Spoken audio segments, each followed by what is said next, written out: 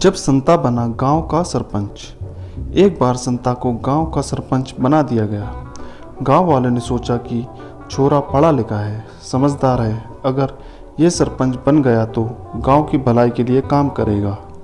मौसम बदला। सर्दियों के आने के महीने भर पहले गांव वालों ने संता से पूछा, सरपंच साहब, इस बार सर्दी कितनी तेज पड़ेगी? संता ने गांव वालों से कहा कि मैं आपको कल बताऊंगा। संता तुरंत ही शहर की ओर निकल गया। वहां जाकर मौसम विभाग में पता किया तो मौसम विभाग वाले बोले, सरपंच साहब, इस बार बहुत तेज सर्दी पड़ने वाली है। संता भी दूसरे दिन गांव में आकर ऐसा ही बोल दिया। गांव वालों को विश्वास था कि अपने सरपंच साहब पढ़े लिखे हैं, शहर से पता करके आए हैं तो सही कह रहे होंगे। गांव वालों की नज़र में संता की इज्जत और बढ़ गई। तेज सर्दी पड़ने की बात सुनकर गांव वालों ने सर्दी से बचने के लिए लकड़ियां इकट्ठी करना शुरू कर दी। महीने भर बाद जब सर्दियों का कोई नामो निशान नहीं दिखा तो गांव वालों ने संता से फिर पूछा। संता ने उन्हें फिर दूसरे दिन के लिए टाला और शहर के मौसम विभाग में पहुंच गया।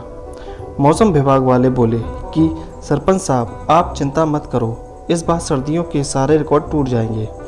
संता ने ऐसा ही गांव में आकर बोल दिया। संता की बात सुनकर गांव वाले पागलों की तरह लकड़ियां इकट्ठी करने लग गए। इस तरह 15 दिन और बीत गए, लेकिन सर्दियों का कोई नामो निशान नहीं दिखा। गांव वाले संता के पास आए। संता फिर मौसम विभाग जा पहुंचा।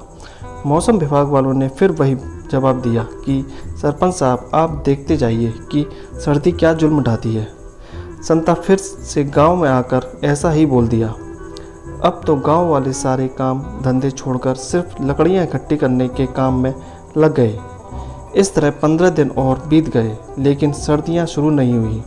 गांव वाले संता को कोसने लगे। संता ने उनसे एक दिन का वक्त और मांगा।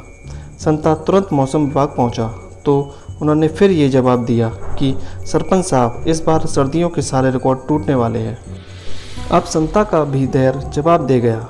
संता ने पूछा, आप इतने विश्वास से कैसे कह सकते हैं? मौसम विभाग वाले बोले कि सरपंच साहब, हम पिछले 2 महीने से देख रहे हैं, पड़ोस के गांव वाले पागलों की तरह लकड़ियां इकट्ठी कर रहे हैं। इसका मतलब सर्दी बहुत तेज पड़ने वाली है। संता वहीं चक्कर खाकर गिर गया।